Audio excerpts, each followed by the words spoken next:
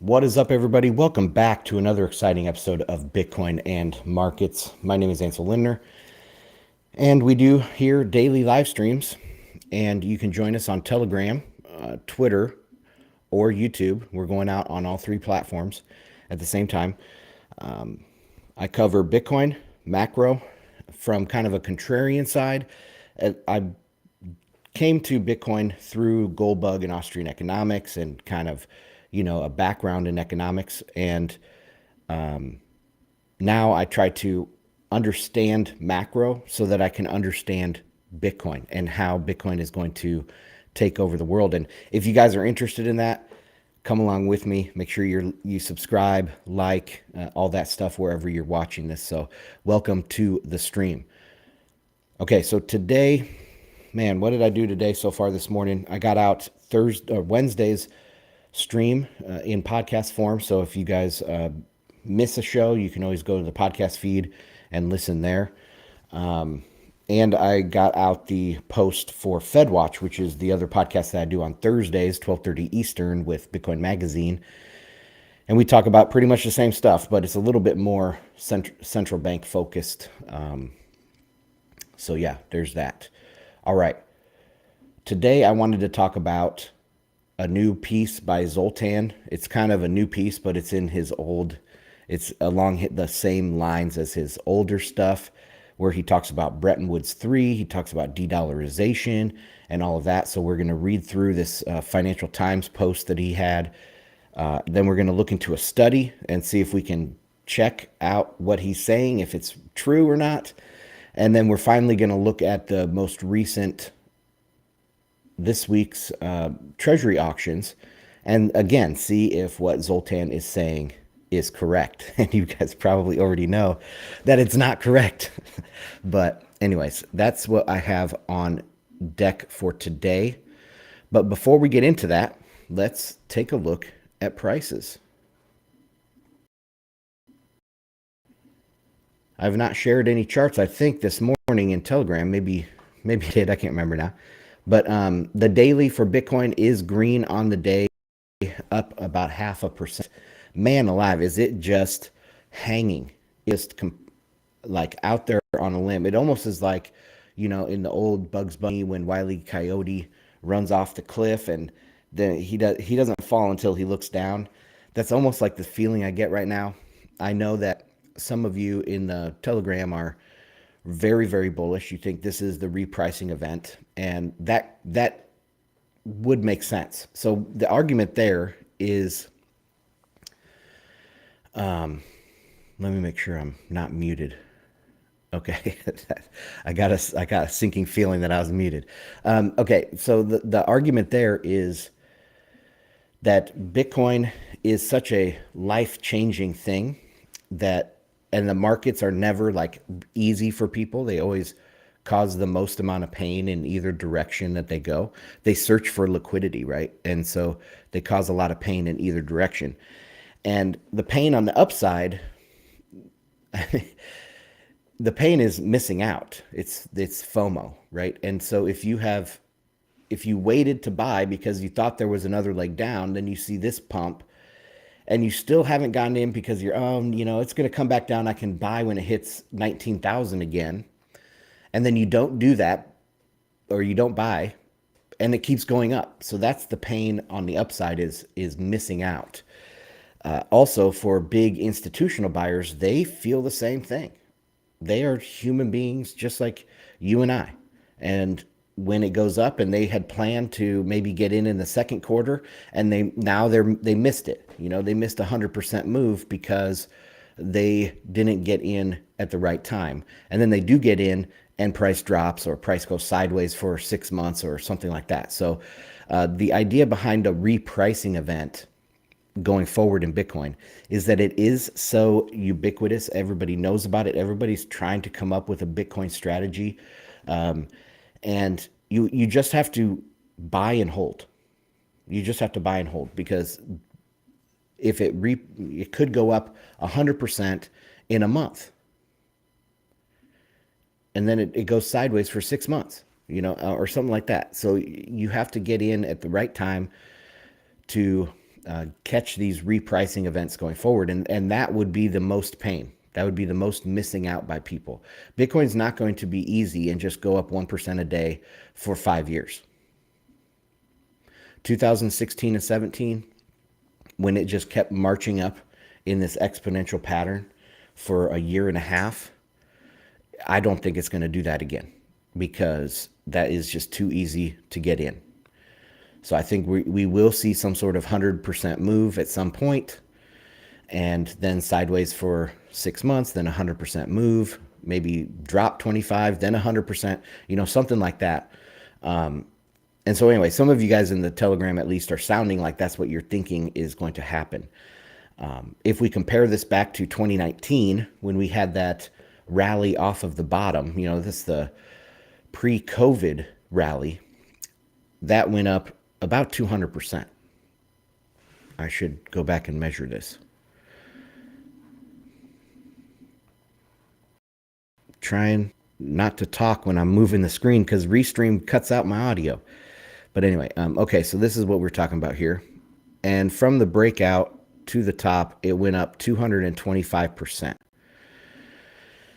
That could easily happen here today. And if we go up 225% from, we'll call this the breakout. We could even call FTX the breakout, but let's say 18,500 was the breakout. 225% gets us up to 60. I can see that happening. I mean, on the chart, it wouldn't even be that crazy if by March we were at 50.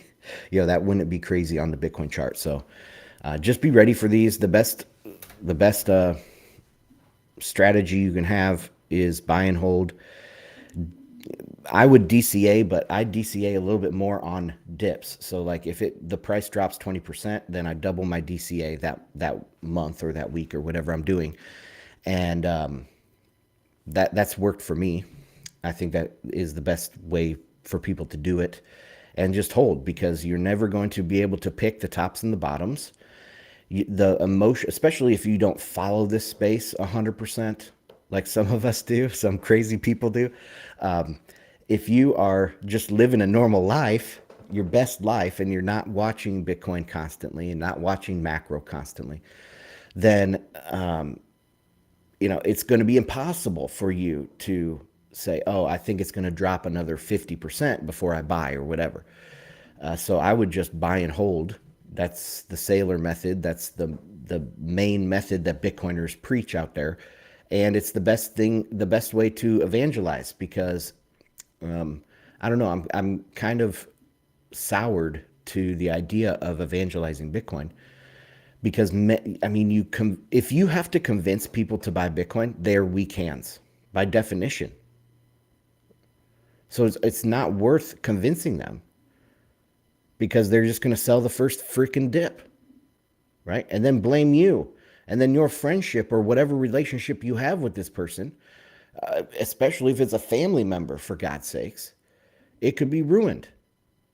So it's very dangerous to convince anyone, especially someone that you have a close relationship with, to buy Bitcoin. And so I've just kind of come to that realization over being 10 years in Bitcoin. It's just not worth it.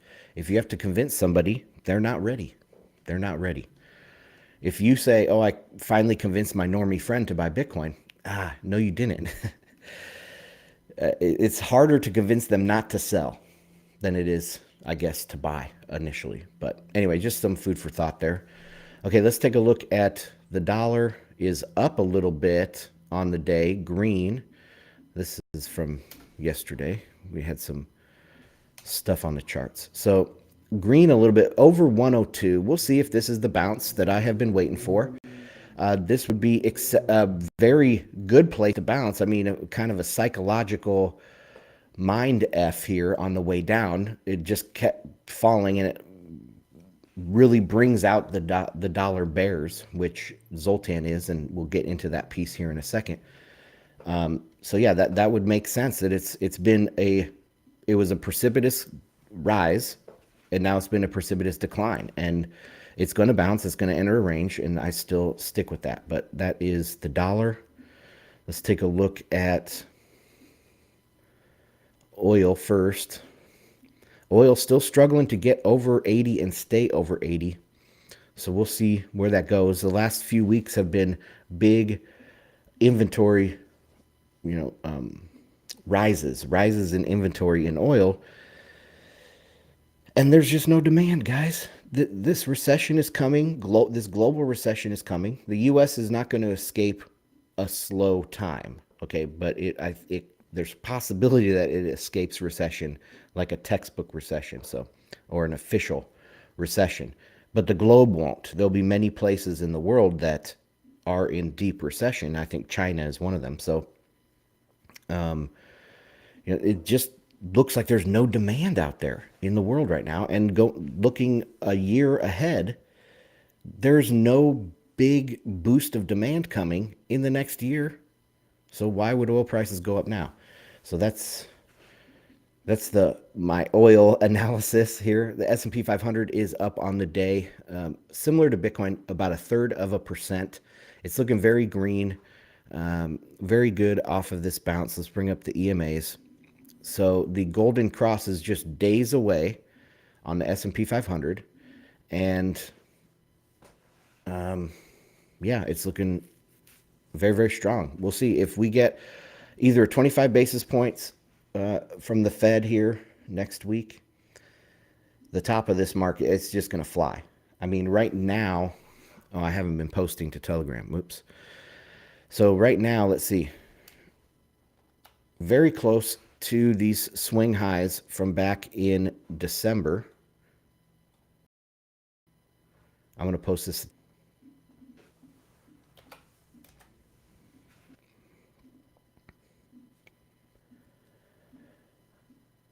So this is an important horizontal level that we're approaching. I don't know. It's very strong that it's over the 200. It's over the 50. It's a golden cross coming. It's over this long-term downward sloping trend line. It looks very good, but we do have this last ditch horizontal resistance. And if that rejects it, we could see it test some lower levels, maybe test the 200-day again down, 3-4% down. But if it breaks through this level, let's say the Fed only raises by 25 basis points and the psychology of the market is boom, risk on, let's go. S&P is going crazy higher, Bitcoin's going crazy higher, and yeah, that's what I'm looking at. Everything is aligning. The 10-year is still trying to sit at that 3.5%. It really likes that. That's its home right now. It's a happy place. Being pinched here between the 50 and the 200 days, so we'll see what happens in the next couple weeks. But if we do have a risk on rally in everything, I don't see a huge impetus to the downside for the 10-year and for a lot of these yields. They're under the Fed funds, which proves that the Fed doesn't control interest rates, doesn't artificially set interest rates. They artificially set the Fed funds rate, which doesn't really do anything mechanical, right? They don't set interest rates. So this is proving that the Fed doesn't set interest rates, that people are thinking a recession is coming. People are kind of sour on the economy, but it's holding up at 3.5. So we'll see if it drops below. That means that the harder this drops, the harder the recession will be. And I don't expect a really bad recession.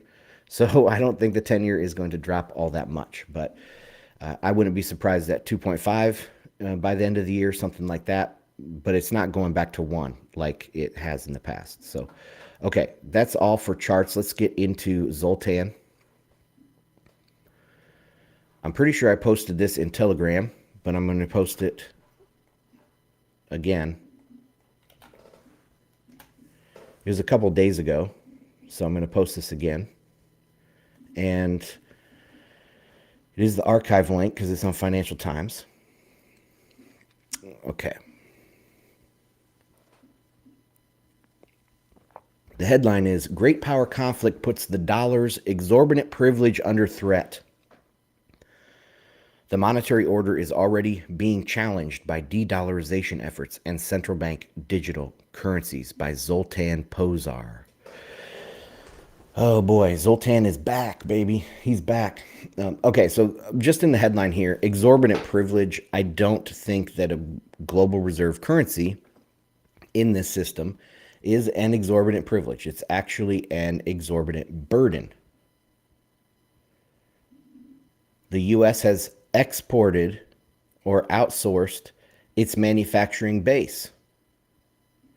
We've lived off this dollar system that's highly elastic. We've pumped up the world.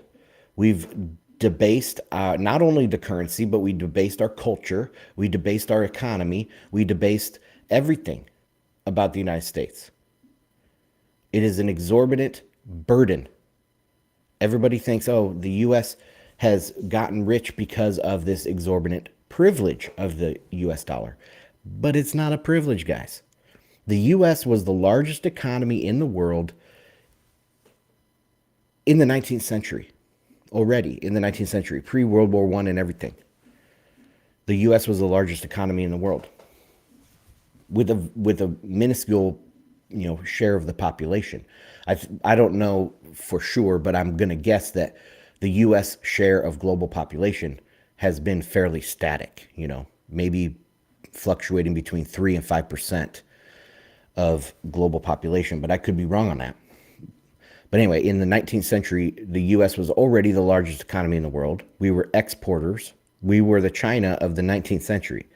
Like China was in the year 2000. That's what America was in the year 1880.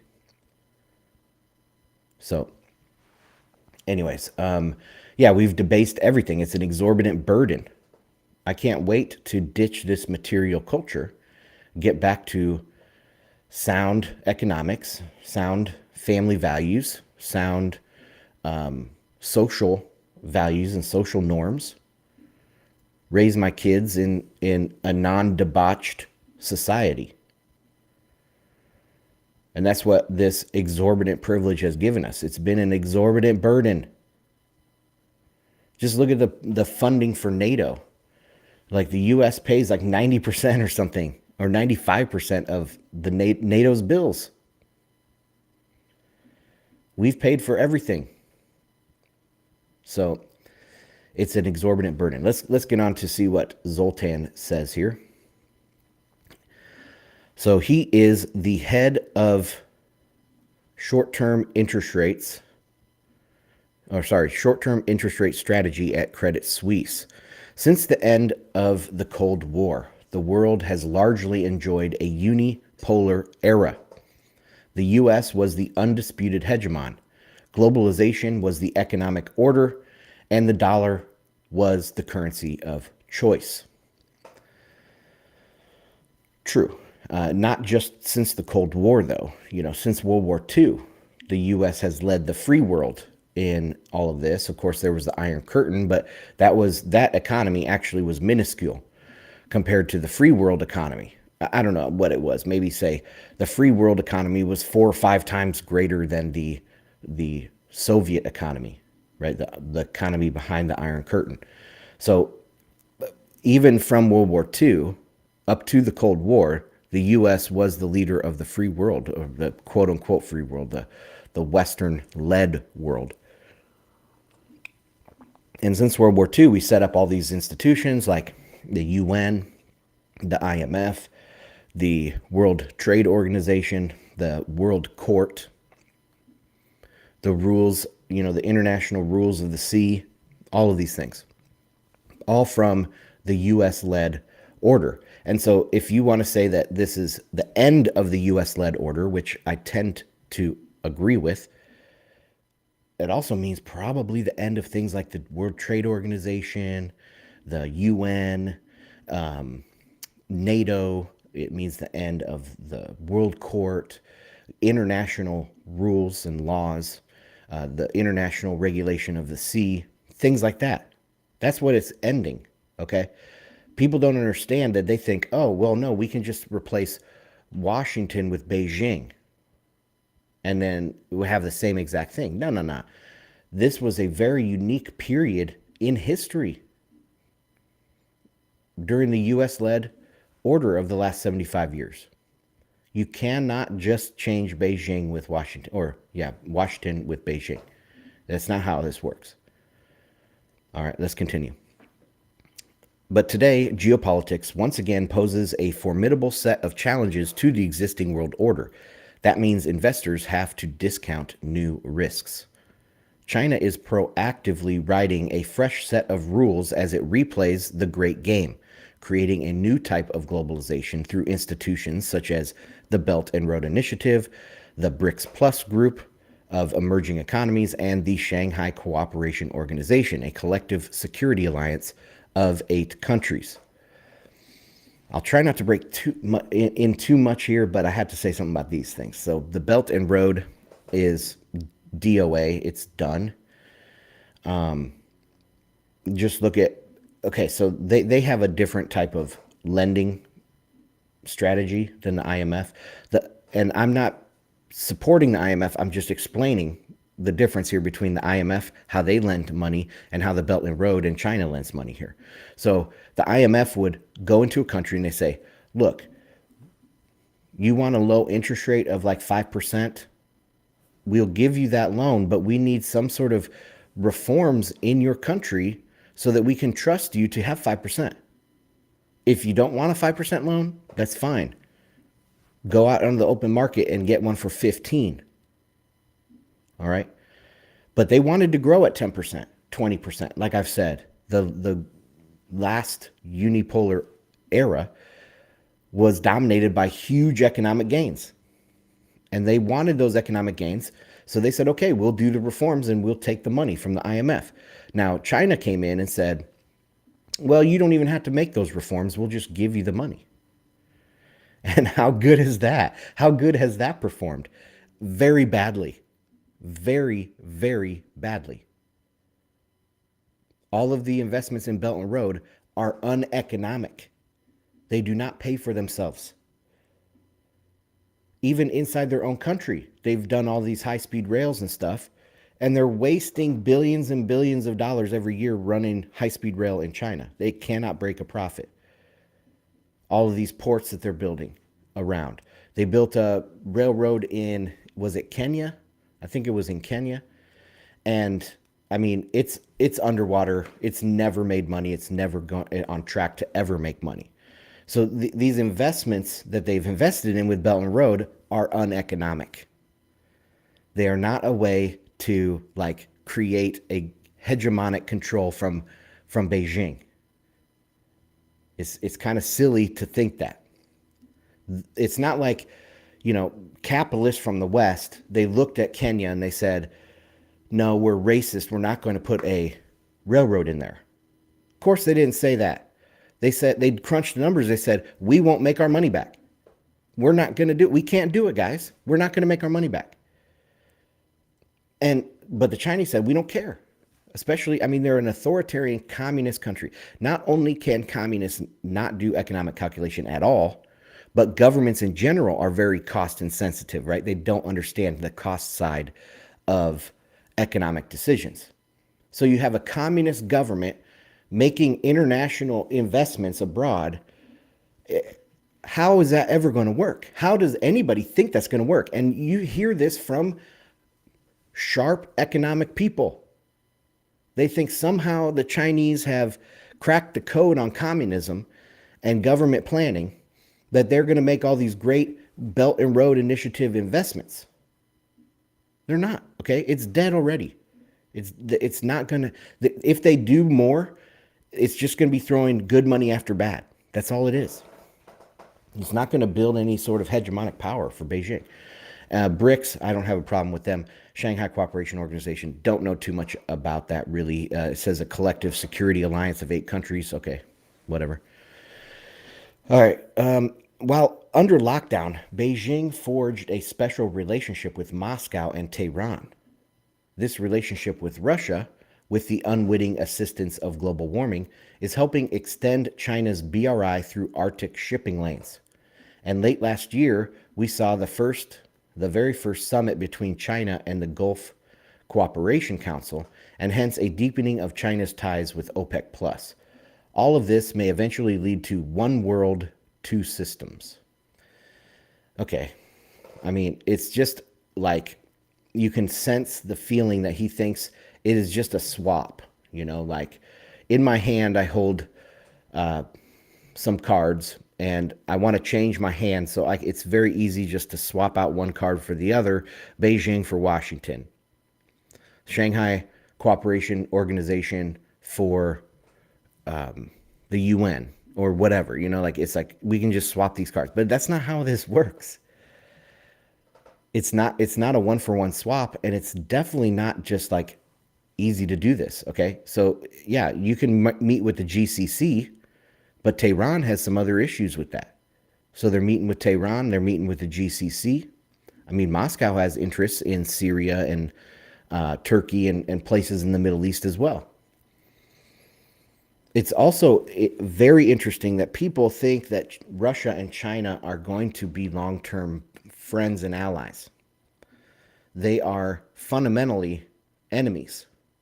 Like that by their creation, by their formation, by the way that where they're situated on the globe, they are rivals, period. They are land powers in Asia. They're going to fight each other. And probably not in that too distant of a future. The only thing that's brought them together, I mean, didn't they had a war just recently? I think it's 79 or something, or maybe it was 69. They had a war fairly recently, China and Russia. And that, if you go back in history, probably every 50 years they have a war in the history of Eurasia. So it's not like they've ought of somehow are going to make nice for the foreseeable future. No, the only reason why they've gotten together over the last year to 2 years, is because of they have a common enemy, and that is the Davos globalists that sit there in Brussels and Washington. So, yeah, let's continue reading here. If we are drifting from a unipolar world to a multipolar world, and if the G20 fractures into the camps of the G7 plus Australia, BRICS plus, and the non-aligned, it's possible that these rifts will not affect the international monetary system. Oh, sorry. It's impossible that these rifts will not affect the international monetary system. Growing macroeconomic imbalances in the U.S. further add to these risks. The dollar-based monetary order is already being challenged in multiple ways, but two in particular stand out: the spread of de-dollarization efforts and central bank digital currencies. So this is a Bitcoin channel, and most of the people watching are going to be Bitcoin type people. And so we know the arguments against the CBDC. We know that CBDCs are idiotic and unworkable. They're non-viable right from the beginning.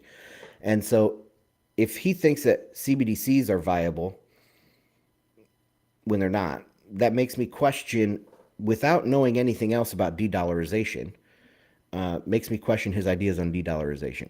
So anyway, let's continue reading and see what he has to say. De-dollarization is not a new theme.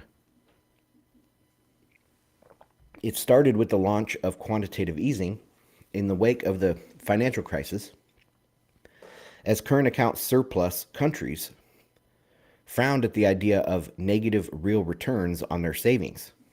But recently, the pace of de-dollarization appears to have picked up. And we will check that, because I have some studies, I have some numbers here. We have the receipts. We're going to check these and see if there is de-dollarization happening. Over the past year, China and India have been paying for Russian commodities in renminbi, rupees, and UAE dirhams. India has launched a rupee settlement mechanism for its international transaction, or transactions, probably that's some typo, while China asked GCC countries to make full use of the Shanghai Petroleum and Natural Gas Exchange for the renminbi settlement of oil and gas trades over the next 3 to 5 years. With the expansion of BRICS beyond Brazil, Russia, India, and China, the de-dollarization of trade flows may proliferate. So let's take a look, or let's talk about this. The Shanghai Petroleum and Natural Gas Exchange. I think it has 1 to 2% of global, energy futures. It's kind of a joke. It's already several years old, so it's not like it's just they just launched it middle of last year and it's already has 2%. No, it's about 5 years, I think, and it only has 1 to 2%. Nobody wants to use it. All right. Also, if you're settling in renminbi, what are you going to do with that? You're not going to. Well, I guess you could buy exports from China, but most places aren't full of consumers. Like another thing that I what struck me when I first read through this is that Zoltan believes that you can take like the consumers in the United States and the consumers in Europe, and you can trade them one for one with consumers somewhere else. That's not going to happen. There's a reason why people want to sell to the United States. We are the marginal buyers, and Europe, we're the marginal buyers of things in the world. And you can't have like some great economic alliance between two heavily exporting countries. you know, So it does these things. Yes, it sounds great to bash on the United States. It sounds great to bash on the unipolar world for the multipolar world and all this stuff. But when you start talking about, let's look at this puzzle piece and let's see if this puzzle piece fits with this other puzzle piece. It doesn't. Okay? You can't just take out, the central piece of the puzzle, rearrange the pieces and make a functioning, picture at the end. It doesn't work like this. And so many people fall into this trap. So many people fall into this trap. So, okay, let's continue going here. CBDCs could accelerate this transition. China has changed the strategy through which it internationalizes the renminbi. Given that financial sanctions are implemented through the balance sheets of Western banks, and that these institutions form the backbone of the correspondent banking system that underpins the dollar, using the same network to internationalize the renminbi may have come with risks. To get around this, a new network was needed. Okay. Around the world, but particularly in the global East and South, CBDCs are spreading like fast-growing kudzu vines, with more than half of the world's central banks exploring or developing digital currencies with pilots or research, according to the IMF. Exploring or developing with pilots and research. Okay. So nowhere near launch. I mean, I guess the Chinese one launched and nobody used it. They had to give people $200 free on their CBDC to use it, and then they used that up and then they stopped using it.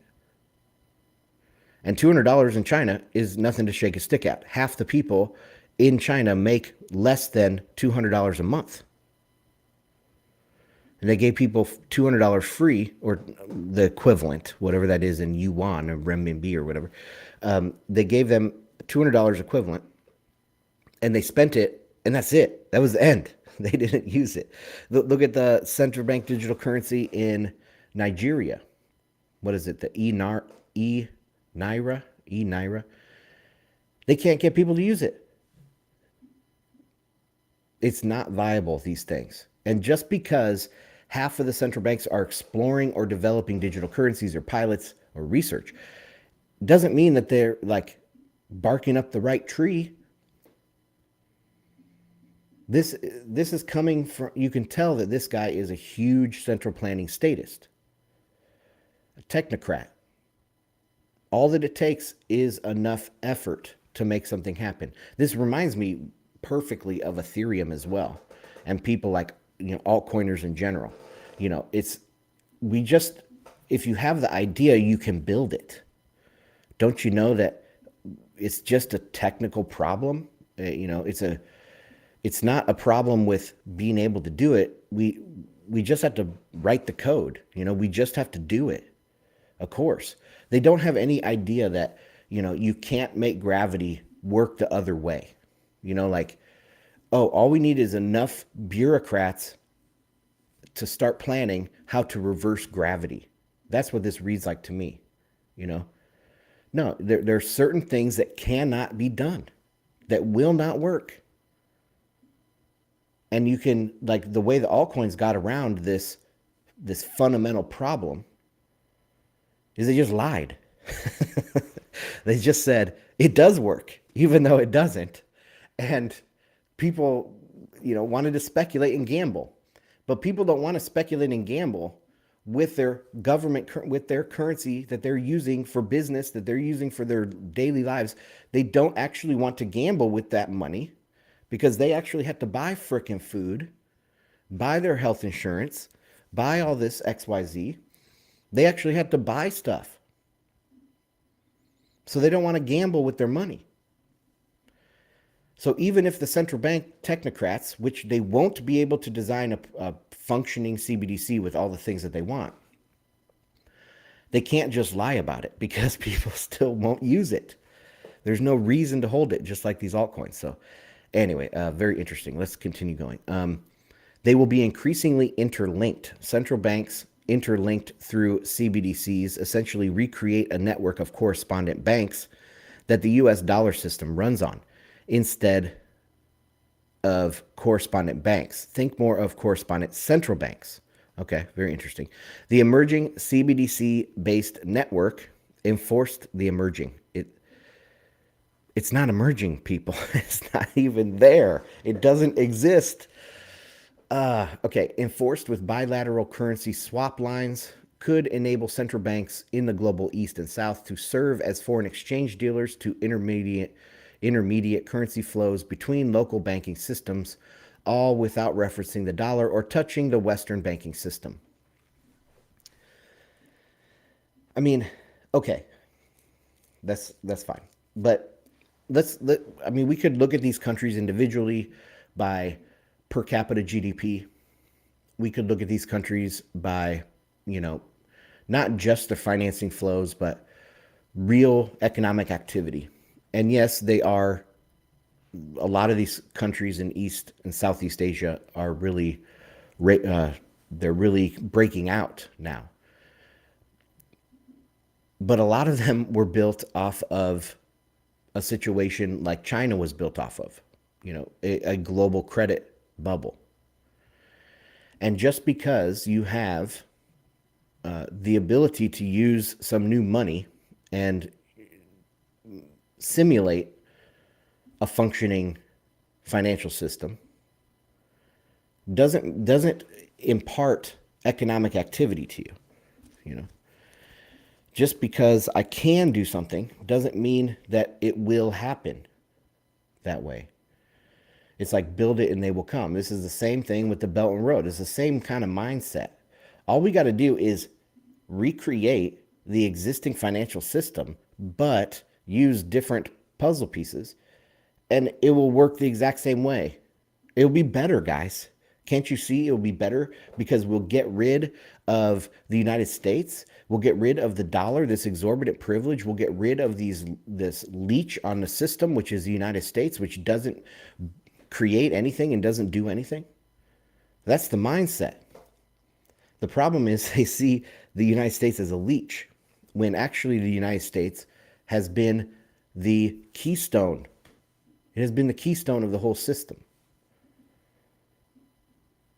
And when you take the United States out and you start taking the UN out, you start taking the World Court out, and you start taking the WTO out, yeah, they can try to replace those things, but it'll take decades, maybe, if it ever even works.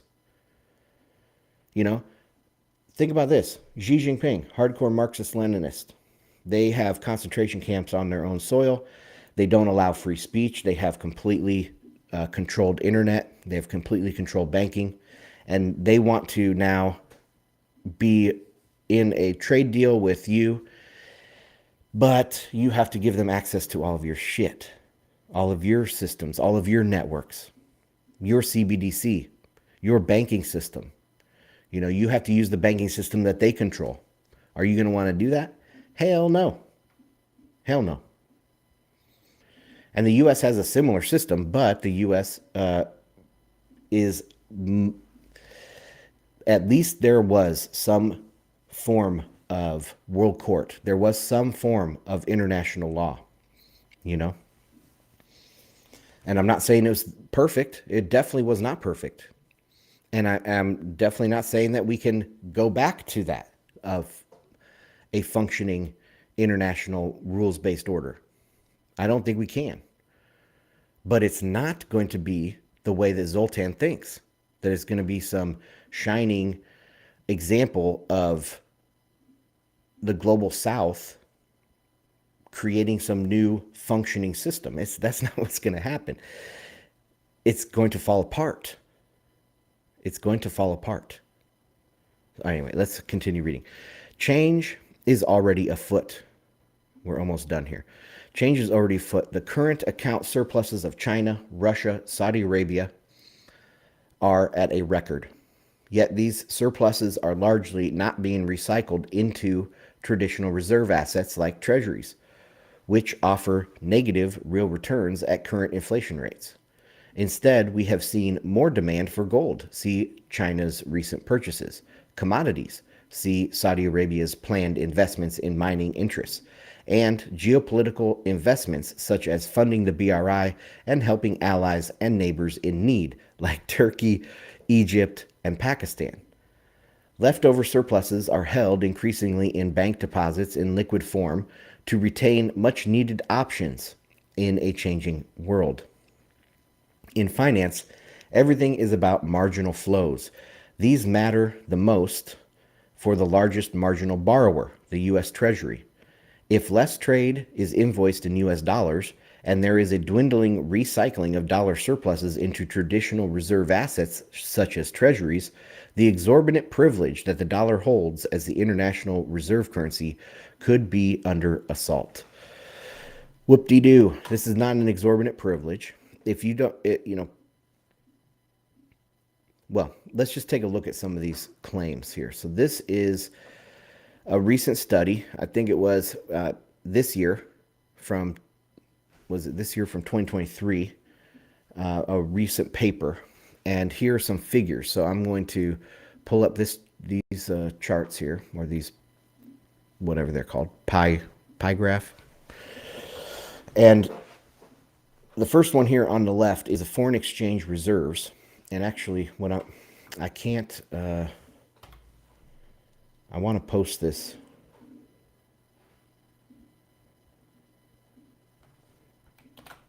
I can do that into Telegram. Okay. So foreign exchange reserves, it's over 60% still for the US dollar. It's been at 60% for 10 years or more, at least since the great financial crisis. The euro is 20%. So if you put those two together, which is the West, right? So he's talking about the global South and East versus the West. All right. The foreign exchange reserves right now are 80% the West or more, because Japan I would consider part of the West. Japan is probably the closest ally outside of Europe, maybe even as close as Europe. So this is the purple, the orange, and the green all together. You're looking at close to 90% of foreign exchange reserves are Western. And that hasn't changed. That hasn't gone down. I mean, the red here is British pound, and that is even getting us closer to 95%. The Chinese renminbi, where is that? That's that blue tiny ass sliver. Let's zoom in here. This blue tiny sliver on the foreign exchange reserves. That's the renminbi, and no one cares about it. Absolutely no one cares about it. And actually, looking at all of these numbers, so we have the British pound, the Australian dollar, the Canadian dollar, and the Swiss franc. All of those would be considered Western. The only one that would be considered global South or global East would be the Chinese renminbi, and it's a tiny sliver, like 1 or 2%. How about global foreign exchange turnover? The US is close to 50%, looks like about 45%. But all of these Western currencies make up about 90% of global Forex turnover. And I will say, I don't know exactly how they measure this, but the US dollar pairs, so, the euro versus the dollar, does that count for the euro or does that count for the dollar? So I think that the dollar pairs make up at least 75% of FX. That's for sure. Okay, cross border. Now, what else did I want to look at? External public debt. Let's take a look at this one. External public debt.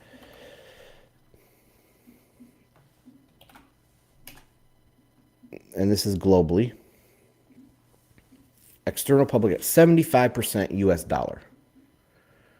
Another about 10% from the euro, and looks to be about, 5 to 8%, something like that, for Japanese yen. External public debt. How about invoicing, imports invoicing? It looks to be about 60% US dollar, about 25, maybe 30% for the euro. And you don't even see the renminbi sliver on here. You don't see a rupee sliver. You don't see a ruble sliver. You don't see a dirham sliver. You don't see any of that. I mean, where is this move that Zoltan and these de-dollarized people are talking about? There is no move. The dollar is remaining as dominant as it ever was. Western currencies are remaining as dominant as they ever were. This is like 2023 data, I believe. Okay, let's take a look at this one. And I'll zoom out so we can see everything on this. I'll share this with Telegram. Okay, so this is reserve currencies, all right, the evolution of reserve currencies. And the red here is British pound, and you can see it was about 85% back at the end of World War II. So that's all the way on the left of this chart is the end of World War II. It's not even up to modern day. I think it goes up to like 15 or 16. 2015, 2016 is on the right-hand side of this chart. But you can see the dollar, it had about 60% in 1956, and it has about 60% in 1956, and about 60% today. I mean, it's fluctuated around that, but that's what it's kept at. And again, the euro, the yen, and the pound make up over 90% of reserve currencies. And those are all Western. Remember, Zoltan is talking about global South versus global East versus global West. There's a tiny, tiny blue sliver over here of renminbi. Nobody wants it. Nobody wants it. Okay, and then let's go into the 2-year or the recent Treasury auctions, because these things just happened this week, and this shows that there is still massive, massive demand for dollar and dollar-denominated debt. And before I get into this, being a Bitcoin channel, talking about how strong the dollar is, okay? The dollar is king. And the way I feel, or the way I have, I guess, deduced my theory here on how Bitcoin is going to take over the world, is that you can't get away from the dollar, but the dollar is this huge, giant credit bubble. So it's going to be low growth, low inflation. Low growth, low inflation. If you want any growth back, if you want any dynamism in your economy, you're going to have to go to a new money, but that's not going to the yuan. It's not going to the yen. It's not going to the euro. It's going to Bitcoin. It's something completely outside of the system. As international trust and international cooperation breaks down, like Zoltan is saying, as we go away from a unipolar world, trust breaks down and you go to a commodity currency, which Bitcoin is the best sound money currency there is. So that is how I tie this in. It's not replacing Washington with Beijing. It's replacing the dollar with Bitcoin. So, okay. Uh, this was just yesterday. Headline: Staggering demand for 7-year paper delivers third monster auction in a row. So the bid to cover was 2.69, 2.7%, or sorry, 270% oversubscribed. That means for every unit, there was 2.7 bidders out there. And that's how it normally is. People that say, "Oh, there's demand is drying up for for U.S. Treasuries. Demand is drying up for the dollar. No one wants those Treasuries anymore." Every single auction is oversubscribed like this. Every single one. Not this high. Of course, the bid to cover is blowing out right now, but the average is above 2. I think it's like 2.2, 2.3, and it depends on the maturity of the security that they're auctioning off, but it's roughly, I would say, 2.2 to 2.3. This one here for the 7-year, which isn't even all that popular. I mean, it's kind of, the 5 and the 10-year would be more popular than the 7. It's still oversubscribed by 2.7 bid to cover. Indirects for the 7-year. Indirects confirming the pattern observed in the past 2 auctions, seemingly unable to get enough and getting awarded a whopping 77% of the auction. So these are indirects. That means they're foreign buyers. Foreign buyers bought 77% of the 7-year auction that just happened yesterday. Okay, how about the ones they're talking about? The 5-year, the 5-year one that happened earlier this week. Impressive 5-year auction, which not only showed relentless buy-side demand, but blew away several records. The bid to cover was likewise stellar, surging to 2.6. 2.6 for the 5-year auction. So that means there were 2.6 bidders for each unit of Treasury auction here. That's a lot. Oversubscribed. Finally, it was the internals that were truly outstanding, with both indirects and dealers setting new records. Specifically, the indirect awards, so this is foreign buyers again, they took down 75% of the 5-year record 5-year auction. Where is the decline in demand? Where is this de-dollarization that Zoltan is talking about? Okay, how about the 2-year auction that happened on the 24th? Bid to cover confirmed the stellar demand, jumping from 2.7 to 2.9. The bid to cover was almost 3 for the 2-year. The highest going back all the way to April of 2020 at the height of the COVID crash. Indirects, foreign buyers, were awarded 65% of this auction. So where is the slowing demand? These are record numbers, guys. Where is the slowing demand? It doesn't exist. Zoltan's whole theory is wrong. So anyway, that's where I'm going to leave it today. And actually what I'm going to do is, I should have said this at the beginning, but from now on, what I'm going to do is just take comments from the comment section instead of opening up the mic. Maybe we'll do a special open mic session with Telegram once a week or something like that. But I think for most of these live streams, I will just see if you guys made any comments throughout. If you had any questions, you can respond to the thread. So like when I announce the live stream in Telegram, you can go on there. Or if you're watching on YouTube, you can put it in the comments and I can see those live comments as well. So let's check and see if we have any comments.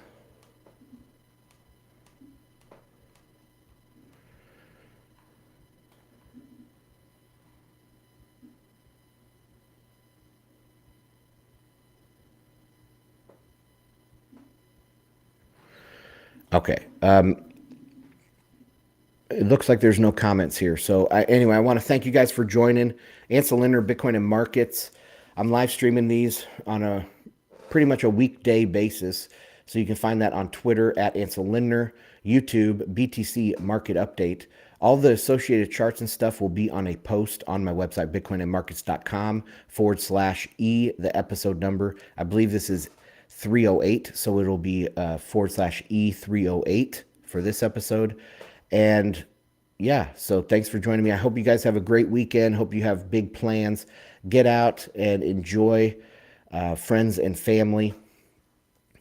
Try to unplug here, get off of social media and all that. But anyway, guys, thanks for joining. I'll see you on the next one. Bye.